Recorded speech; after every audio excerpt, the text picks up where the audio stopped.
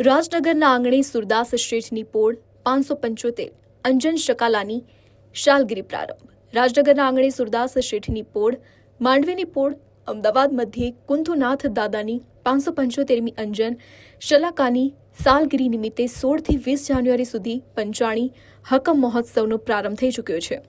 અમદાવાદમાં હેરિટેજ ગણાતી શહેરમાં માંડવીની પોળ, માણેક ચોકમાં ઘણી બધી પોળ જેમાં હેરિટેજ મકાનો આવેલા છે।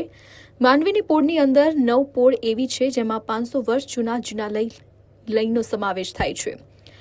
માણેક ચોકમાં 9 પોળની અંદર એક એવી પણ પોળ છે જે સુરદાસ શેઠની પોળ જેમાં કુંથુનાથ દાદાના સાનિધ્યમાં 575 અંજન શલાકા સાલગીરી અવસરે ભવ્યાતિભવ્ય પંચાણી હકા મહોત્સવનો પ્રારંભ થઈ ચૂક્યો છે।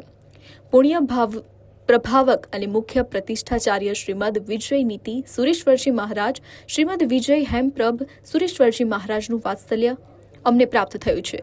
પરમ પૂજ્ય શ્રીમદ વિજય અનંત ભદ્ર સુરેશ્વરજી મહારાજ 1008 તપના સંકલ્પધારી ગચ્છાધિપતિ પરમ પૂજ્ય શ્રીમદ વિજય લલિતપ્રભ સુરેશ્વરજી મહારાજ, પરમ પૂજ્ય મણિપ્રભી વિજયજી મહારાજને નિશ્રામાં 575ની અંજન શલાકા મહોત્સવ યોજાઈ રહ્યો છે।